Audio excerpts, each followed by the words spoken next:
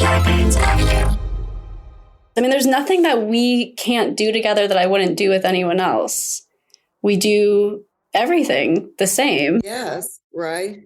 Except go to clubs. I'm not going to a club with you. But neither am I, so we're good on that. Oh.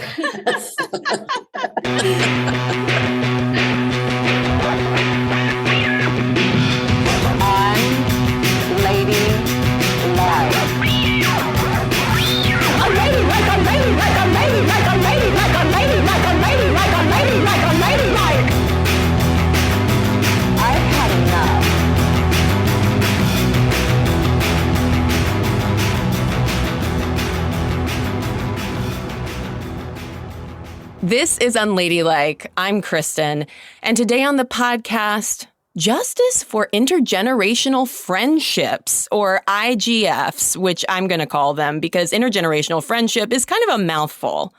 Like, who's to say that your next BFF can't be an IGF? Who decided we can't have deep and meaningful friendships with folks who are way older or way younger than we are? Since the 1950s, the prevailing theory of friendship and why we make the friends we do is homophily.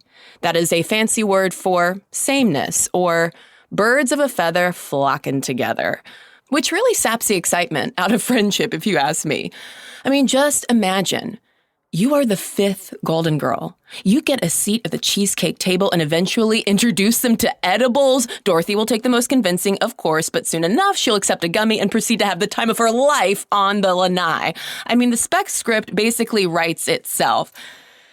But in the meantime, let's get to this episode's leading unladies, IGFs, and TikTokers Annie Korzen and Mackenzie Morrison.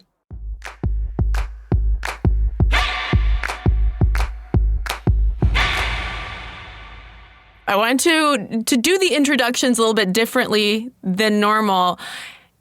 Could you introduce each other? Okay. Well, Mackenzie Morrison is 31. She's my new best friend, even though I'm over 50 years older than she is. And Mackenzie Morrison changed my life. This is Annie Korzen. I actually don't. Are you 83, 84? I just turned 84. 84, okay. I don't even know how old my parents are or my friends are or myself sometimes. So 84. And Annie also changed my life. And I feel like Annie also elongated my life in a way as a woman that I feel very grateful for. What do you mean by elongated? You're the young one in your relationship. Before meeting Annie, I had a warped perception, possibly society-based, definitely society-based, that turning 30 as a woman, life was over and like things were now just going to go, in the opposite direction. And if I didn't have everything figured out by the time I was 29, it was going to be, all downhill from here. And Annie has taught me that, oh God, life is just beginning. Not only is it just beginning, there's so much to explore and do. And Annie's such a feminist and empowering woman in general, that for anyone, but especially for me, I think at the moment in my life when I met her, she really elongated my perception of my capabilities. So I need to hear your meet cute. How did you two first meet, and what were your initial impressions of each other? We actually both volunteered at a charity event, something for the homeless. So we already knew we had something in common, morally and politically and all that stuff. But it was very superficial. We started talking about vintage fashion, and we thought maybe we could, because we both like thrifting and vintage fashion. And we thought, why don't we see if we can sell stuff on Poshmark or something? And so it started in a very superficial way. But then we just kept talking and getting friendlier and talking about deeper things. And one day Mackenzie said, you should be on TikTok. And I told her she was crazy. And she said, trust me. And the rest is history for me anyway. I have trouble getting my work done unless I have something fun to look forward to. And I have trouble having fun unless I've gotten my work done. So you see, everything is about balance. And I always say too, which I think is interesting. We met the day before the lockdown in Los Angeles. Oh, wow. So the next day, it was like full-blown quarantine time. So our relationship really began with the quarantine and the pandemic. That's true. I always forget that. You're right. You would come over and we would sit on our back porch because we didn't want to go into that. We didn't want to be indoors. Yeah, the first year of our relationship was all outdoors, all masked, all 6 feet apart. Yeah. So the Poshmarking together makes a little more sense then, because I will say that I've never met someone and started from like a Poshmark relationship. I like that you two quickly met and were like, let's get into business together. It's very us. We're very, even in any down moment we have together, we're still working. That's sort of our shared love language. Could you give listeners a sense of each other's style? Like, was there a particular piece or aesthetic about the other that really grabbed your eye? No, the thing is, of course, Mackenzie is so drop dead gorgeous. Anything she wears look great on her. But no, we always joke about she's actually more conservative than I am in a lot of ways. And she also has a good eye for quality. But what was interesting to me was I was brought up poor. I've been a thrifter all my life because it's the way I was brought up, never to waste money. And I don't understand somebody who goes to Nordstrom's and spends $50 on a, pair of socks. But what Mackenzie introduced me to, which I was not aware of, is that there's a whole world out there now of young women thrifters. They do it for financial reasons. They do it for political reasons. They do it for ecological reasons, because textiles and clothing manufacturing is a big, fat, bad thing in the world. And so she's like opened my eyes to that there's more to thrifting than just being a cheapskate like me. Yeah, Annie's certainly more colorful. That was the first thing I noticed about Annie. We are kind of opposites. I'm more subdued. I wear a lot of silhouettes, a lot of black. And Annie always has full-blown color. Always has her nails done, always has the best jewelry, just always is fully put together and really beautiful. Look at her home. When I'm seen, not when I'm alone. When I'm alone, I'm in sweatshirts and no bra, But are they colorful sweatshirts? I imagine that they're still bright. I try. If I can, I would. Yeah. Was there a particular conversation that started to deepen the friendship? Like something that started to move you all, deeper than the thrifting level? Around the time, I don't know if it was in the beginning or maybe it was later on, Mackenzie was going through some real emotional turmoil in her personal life. And we just started talking about it. And I think I was a good listener. But also, the thing is, when you have a relationship that's so where there's such a large age gap. Obviously, I've been through turmoil. I've been through breakups. I've been through dating and relationships and marriage. And so I've got a whole past life of experience that's led me to some kind of wisdom, I hope. And so I tried to share that with Mackenzie, and I think she found it helpful. But that's when we started to relate on a deeper level than, selling schmatas on the internet. Yeah, I think I would come over once a week. We've essentially met up once a week for the last 2.5 years. Right, and right. I think in the beginning, before Annie and I really became friends or were just, had that deeper relationship, I would try to hide maybe some of that turmoil I was going through, and Annie would pick up on it. And I always loved how she would say, hold on, let's take a second. Let's go to the porch and have some girl talk. And then we'd sit down on the porch together and spend about 15 minutes and then I would feel much better because I was able to get it out, and then we'd go in and do our thing. But it was our porch hangs girl talk moments that I think really did bring us closer. what kind of insight or advice, Mackenzie, were you getting from Annie in your porch time girl talks with Annie than compared to maybe the kinds of feedback and advice you'd get from friends in your own age group? Yeah. Annie just in general has such a humorous and positive and even like funny approach to life in general. She didn't make light of it, but she kind of got me out of the existential crisis I was in. But I do think did have a lot to do with my age. I think I was dealing with this, breakup as I was entering my 30s, and Annie would just sort of come to me with this humorous, more gentle, more funny look on it. Like, everything's fine. What are you so worried about? I think when you're 30 and you have a breakup of a relationship that's gone on for quite a while, it's like you feel like your life is over. But of course, from my point of view, it's just a dribble. There's all kinds of things to come because I've been there. But also I have to say, in the other way, Mackenzie did something unexpected for me, which is, being an older woman in America is not a good thing. You get condescended to, you get dismissed, you get passed over. It's almost every day there's a kind of an insult, And Mackenzie suddenly started treating me like I was someone of value.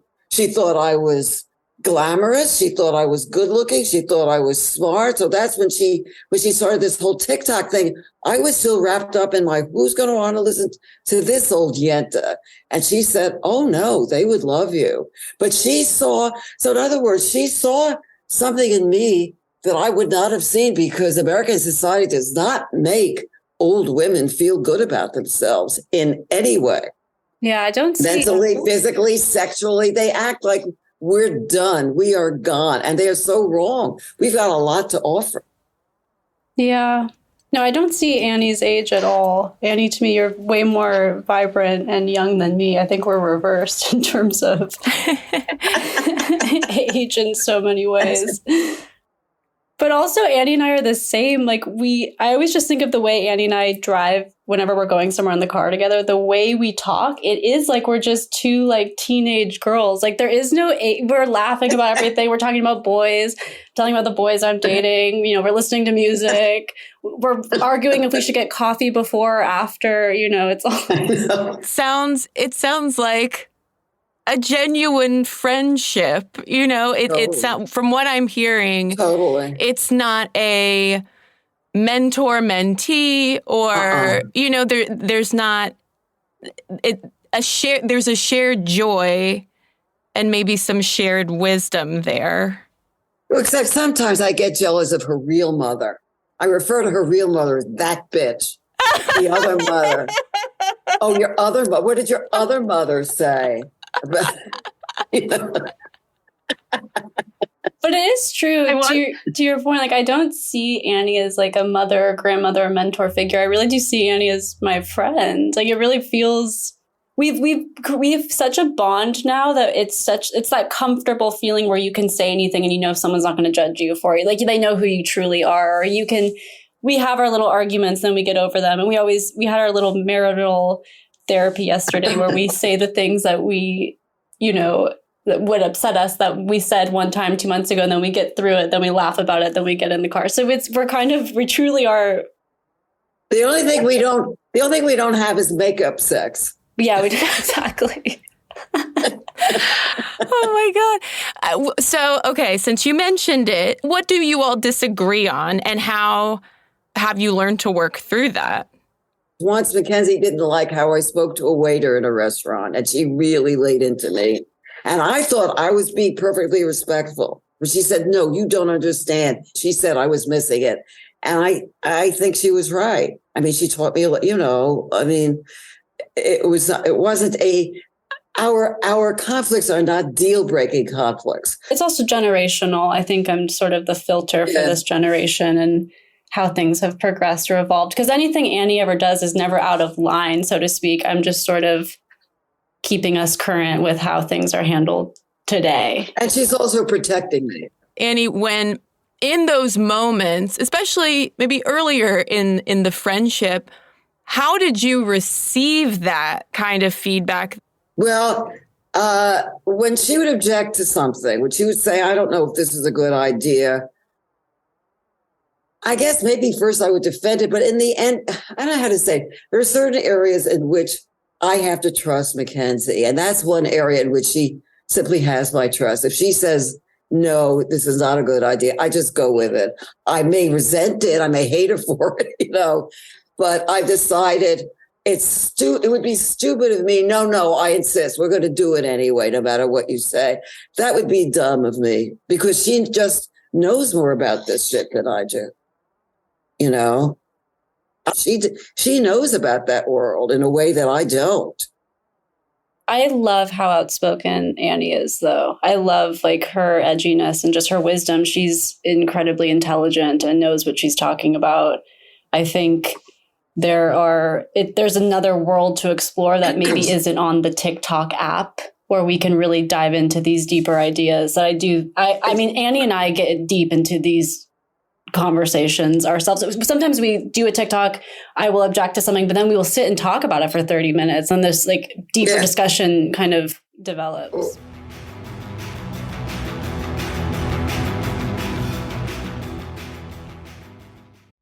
Side effects of going to less than stellar doctors include feeling rushed, dismissed, talked down to, gaslit, misdiagnosed, misgendered, and more. I know this because I have heard these experiences directly from so many unladylike listeners dealing with a variety of health concerns. And that's why I'm grateful for resources like ZocDoc. ZocDoc is the only free app that lets you find and book doctors who are patient-reviewed, take your insurance, are available when you need them, and treat almost every condition under the sun.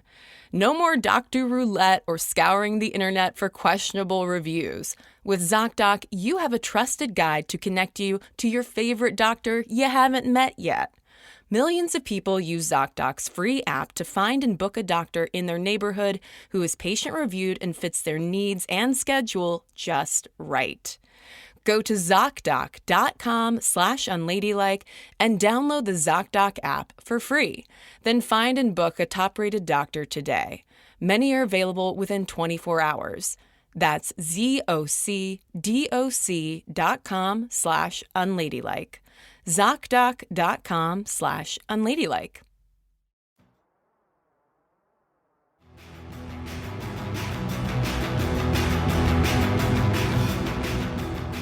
Here's what I do to calm myself down.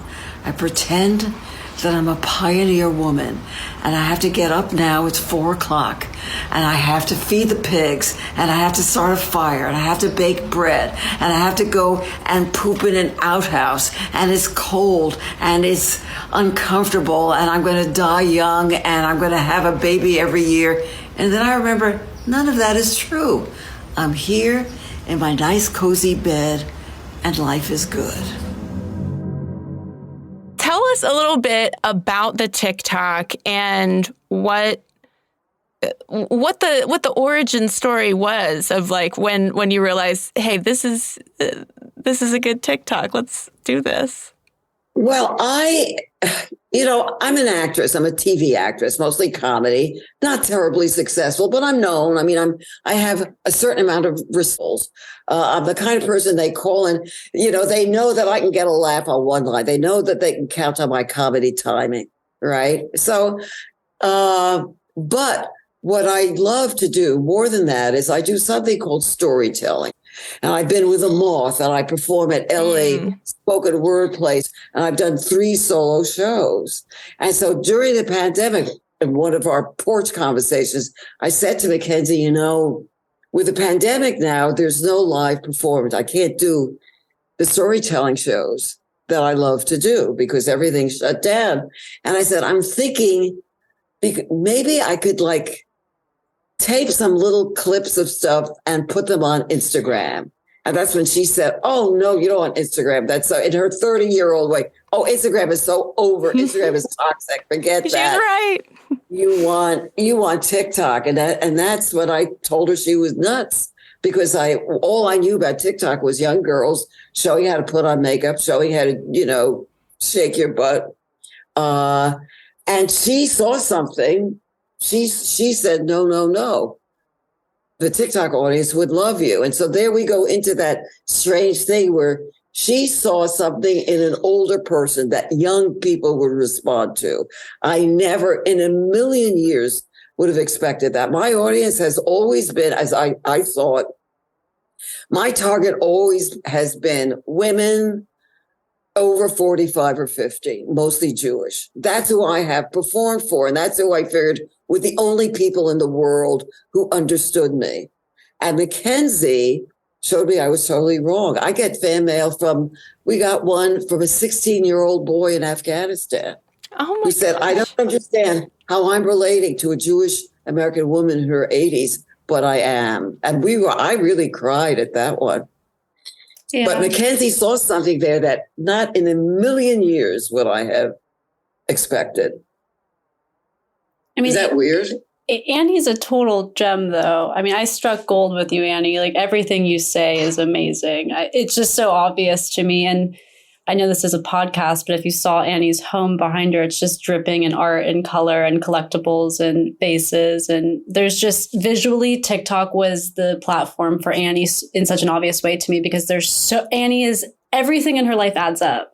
Like, there's nothing that is not completely authentic about Annie Korzen, down to the mugs in her kitchen cabinet, to the pencils in her, desk drawer. So that's what's so fun about Annie, and shooting in her home and running around her home and making these little videos in every nook and cranny of her place, because it's like Alice in Wonderland over there. There's so many fun things that just really do possess Annie's energy and vibe. Why do both of you think that intergenerational friendships, especially between women, are so rare? I don't get it. It's too bad, because not only, but it's really important.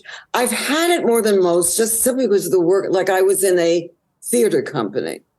So there were much younger women in the company, but of course we bonded because sometimes we toured, we stayed together. So those women are my friends. Those women are still having babies, and they are my friends. So I will say Mackenzie was not my very first, but those friendships are not as intimate. It's not as close as what I have with Mackenzie. But again, I definitely benefited from those relationships of those women, and vice versa. And I don't know why people don't do it. I think for some, I don't know. What do you think? People maybe think it's not going to work. You can't. I don't know. Why don't they, Mackenzie? Why don't you think people have more young, old friendships? I wonder if it's somewhat cultural to America, because I think in other countries there is more of a natural connection between old and young. And here, I think it's not as common to kind of have friendships that are intergenerational. But Annie has completely changed my life in the sense that your wisdom is so separate and so valuable in a way that I just feel so grateful that I have you to talk to every day. And also my best friend is 25 and I'm 31, 32 next month. So I almost feel like I have like opposite ends of, I have Gen Z and I have Annie kind of giving me incredible advice, and it is like we all as women should just be, all over the place with her. But it's true that I don't know why it doesn't happen more. I mean, one thing that's interesting is Mackenzie thought things were over when she was 30 because she had failed at a relationship. And with me, my whole life, I've always been a late starter with everything I've done. So I'm 84 now. I'm busier than I've ever been. I'm working more. I'm happier. I'm getting more respect than I ever did. I'm kind of angry that why didn't I have this in my 40s? In other words, I've spent my whole life basically being a failure and basically wanting certain things that I'm getting now. Old people are still, if they're active, it depends what kind of old people, but active old people are still working, I still have ambitions, still have projects. They still have things to share. They haven't stopped doing anything. I don't think a young person should be friendly with someone who has stopped. There are people who stop, and who wants to hang out with them? But it is a great question because it's almost like it's so hard to make a friend in general at any age. So it's like, where would you even meet intergenerationally? Like, do you meet at a bar? Do you meet at a pottery class? So I think just friendships in general are so special and so unique to make, once you're past 25 in general. So maybe we need to have more powwows where there's all different kinds of women together. It's very important for me because my friends my age, a lot of them are dead and dying. A lot of them are, see, when I hang out with Mackenzie and other younger women, I forget how old I am. When I go back to New York and I see all my old friends that I've known forever, I'm suddenly struck by my own mortality in ways that I don't appreciate. So I think we got to mix it up. We really have to mix it up. It's stupid just to be, if you're just with people your age, then you're just with people who've experienced the world the same way and American history the same way and the same TV. Maybe I'll mention an old TV show, an old movie that I think Mackenzie should watch, and she's maybe never heard of it. And I slap her, but, but you know what I mean? And vice versa. There are things that she knows that I really should know more about. Yeah, Mackenzie, I do feel like you're living the friendship dream you've got the Gen Z best friend on one side and I know, I'm very lucky. On the other side, it does. I am curious what, Annie, you were saying going back to New York and seeing kind of all your old friends there. What do your friends in y'all's own age groups, what do they think about this friendship? My other friends? I don't know how to answer that. I don't know. I don't know I don't think they're judging in any way. Since they know me, we've always been friendly. I don't. Well, Annie has a very diverse, very artistic, very intellectual academic friend group. Every time she has a party and we're sitting in her backyard, I say, I feel like I'm on the Upper West Side of New York. Everyone is an artist. Everyone lives between LA and New York and Berlin and Paris and Denmark. And they're all just, it's that New York sensibility in Annie's backyard. Every time I walk into Annie's apartment in general, I feel like I'm in New York instantly. Right. You can take the girl out of New York, but you can't take New York out of the girl. Right. It's true. So I don't think they notice. And same with my friends too. And I don't notice. I mean, there's nothing that we can't do together that I wouldn't do with anyone else. We do everything the same. Yeah. I guess. Right. Except go to clubs. I'm not going to a club with you. But neither am I. So we're good on that. Oh. That would be an amusing adventure. Maybe one day. I think will that be the movie? Because I would also watch that. Maybe, yeah. We're going to double date. What is the most unladylike thing about Mackenzie? Oh my God. Gee, I have to think about that because I think Mackenzie is very ladylike. Mackenzie's always late. She's always late. I am always late. She cannot be on time. She has time management issues. She has serious time management issues. We were on our way to the studio yesterday. We had a half hour to get there. She said, "Oh, could we stop and get some coffee somewhere?" And I wanted to slap her. No, we can't. So that, I mean, I don't know. Does that qualify? Yes, absolutely. I love that. That's it. Yeah, if you want me to show up at noon, tell me to come at 11 because I will. Yeah. I mean, did I say that right? I don't even know. I do have time management issues. Okay, Mackenzie. I'm afraid what Mackenzie's answer is going to be because there's a lot of unladylike stuff about me. Mackenzie, what is the most unladylike thing about Annie? Oh, gosh. She tells me I'm fired every week. That's right. It's her way of loving me. And I love it because everything is always on the line.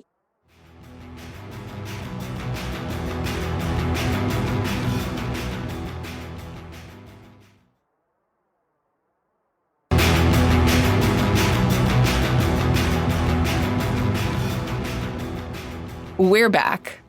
Talking to Annie and Mackenzie and hearing about how much their friendship means to both of them only made me more curious as to, one, why IGFs aren't more common, and two, how someone, say, a podcaster in her late 30s, could seek one out for themselves.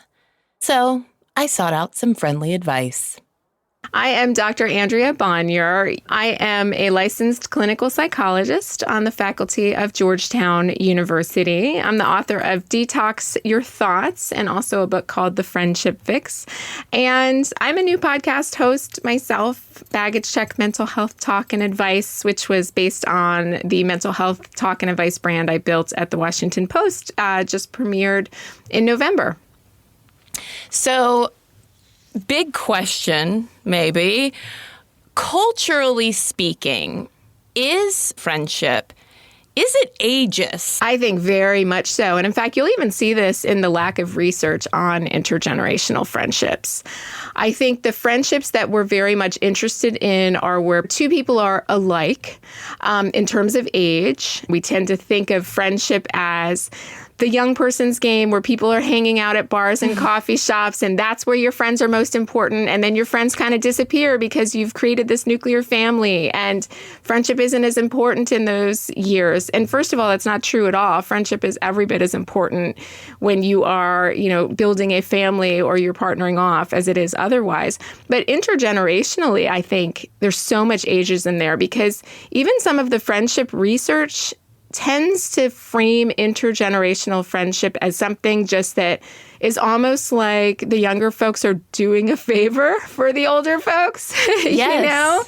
So it's framed very much as in the benefits for the older folks. It's framed very much as in, hey, this is great for cognitive, strength, and this is great for minimizing the isolation of growing old. And this is great for the mood of the older person in the relationship. But I think that's an inherently ageist proposition that, isn't it nice that the 30-year-old has a 60-year-old friend that they sort of take care of? And in reality, younger folks can get so much out of intergenerational friendships too. We all are interconnected, and that it's not just, hey, here's a service project for you. But I think there's so much ageism in our society anyway, and especially when it comes to women. And so I think it's a situation where it's hard for our culture to recognize that a 60, 70, or 80-year-old woman absolutely has something to offer in the way of friendship and wisdom, and not just in a grandparental type of role. But we don't see it that way because where in our media do we see representations of this? We really don't. We see multi-generational families where, the wise matriarch gives some advice to the dating teenager, but that's not the same thing as really looking at it in an egalitarian way and say, hey, this wise matriarch actually is pretty hilarious and is one of my good friends because I value her perspective so much just as a human being, not as my grandmother, for instance. Yeah, I mean, who doesn't want to be the fifth Golden Girl? Sounds yes. so fun. Yes.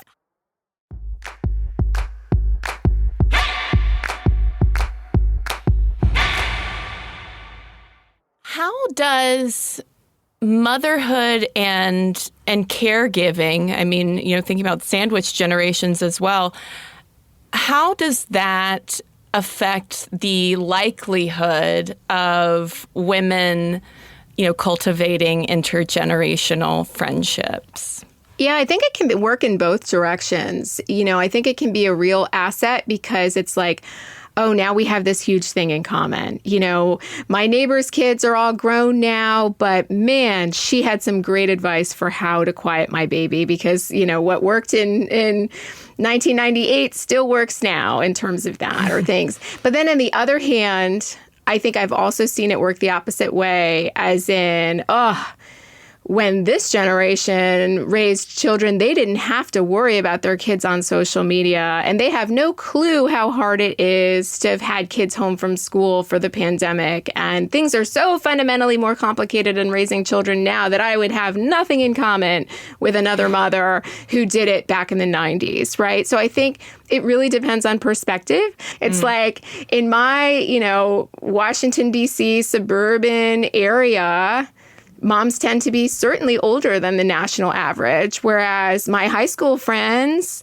they had kids much, much, much sooner than my current friends. So I think it's ironic that intergenerational friendships, in theory, could happen even more if you had something in common with motherhood. But I think it's once more even like a dividing line even among moms. And that's not even counting what happens to friendships when one person has children and when one person does not. And I think often that can be an obstacle that people really, they get through beautifully, but other times, sometimes the friendship doesn't survive because of that, or at least it takes on a different form and the closeness is maybe somewhat different. You are reading my mind because I am one of the last remaining, friends without kids in my circle. And so I wonder, too, if people who are child-free might have more, interest in cultivating these friendships, at least maybe from an earlier age of like, okay, well, if I'm not going to have kids, let me create my village. Yes. I think it's something that a lot of people feel the need to be vigilant about and should give some attention to, because I've certainly absolutely worked with many women over the years who feel like the bottom fell out of their friendships. They hit this cliff because there came a certain point where almost all of their close friends were dealing with diapers and daycare and soccer games and all of that. And it's like they blinked and said, wait a second.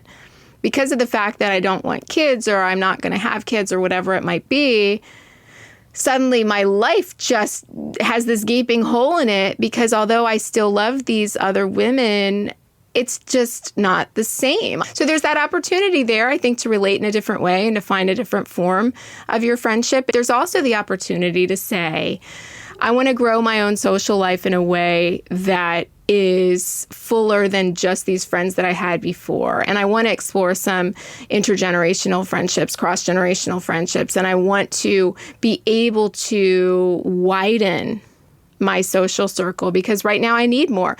And I think in general with friendship, those times come up in our lives and we have to listen to them. There's a lot of shame about feeling like we need to make more friends because it evokes this notion that there we are in the junior high lunchroom and nobody wants to sit with us, right? The truth is we all go through periods where making new friends is a goal. And I think there shouldn't be shame. There shouldn't be judgment. There's nothing wrong with it. This happens very naturally. So I think we can view it again as a positive opportunity to enrich ourselves rather than feeling so much like it's a deficit, like we've lost something, because it is an opportunity. And I say all the time, friendships have different seasons too. Mm-hmm. No one friend has to be the end all be all. It doesn't have to fit into this perfect mold.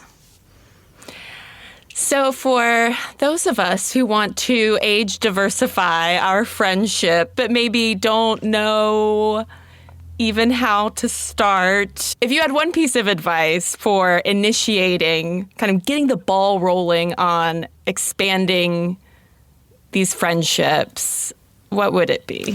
Yeah, it's really about activities at some point. I know there have been attempts to sort of make the equivalent of online dating for online friendship, and some of them have been great, but I think there's not a critical mass of folks on those types of things enough. But where there is a critical mass of people is people looking for activities together.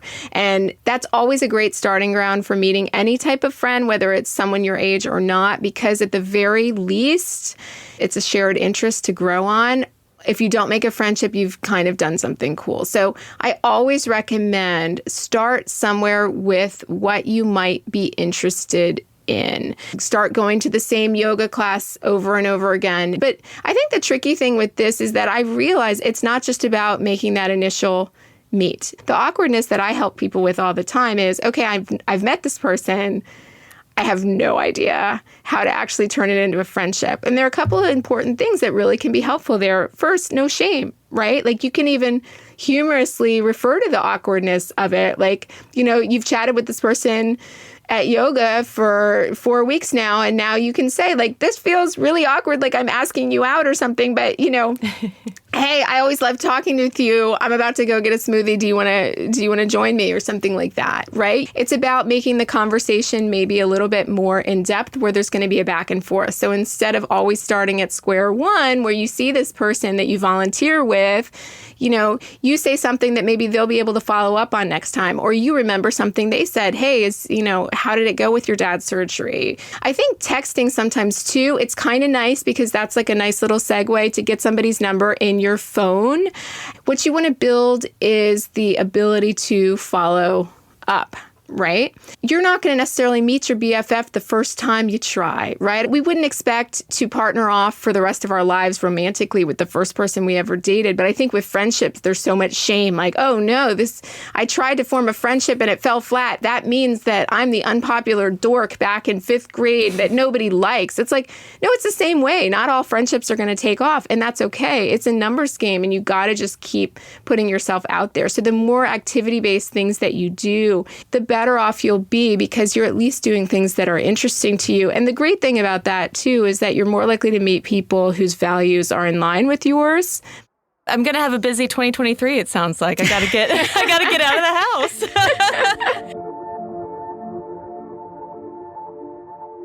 Unladies, do any of y'all have an IGF?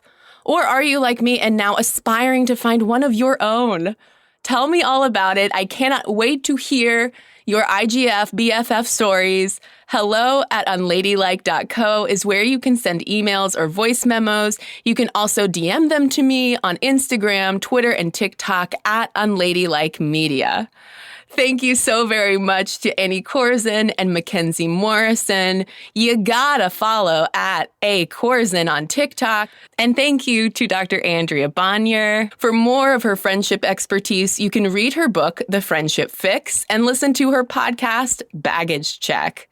Andrea and I talked a lot more about friendship and gender dynamics, and I will be posting the full interview to the Unladylike Patreon. Patreon.com/unladylike media is where you can go to subscribe. For $5 a month, you get instant access to more than 130 bonus episodes, a new bonus every week, full-length guest interviews, and more. Your Patreon support truly allows me to keep on making Unladylike. So if you like the show and want to support indie feminist media, head over there and subscribe. Unladylike is a Starburns audio production, executive produced, hosted, and written by me, Cristen Conger. Tara Brockwell is our executive producer. Catherine Caligori is our associate producer. Mixing and editing is by Ali Naku. Our music is by Flamingo Shadow, Amit May Cohen, and Sarah Tudson. Until next week. Remind me, Mackenzie, we should do a TikTok about this. It's a very good tool in life to let your fantasy go, let your imagination go. Starburns Audio, a podcast network.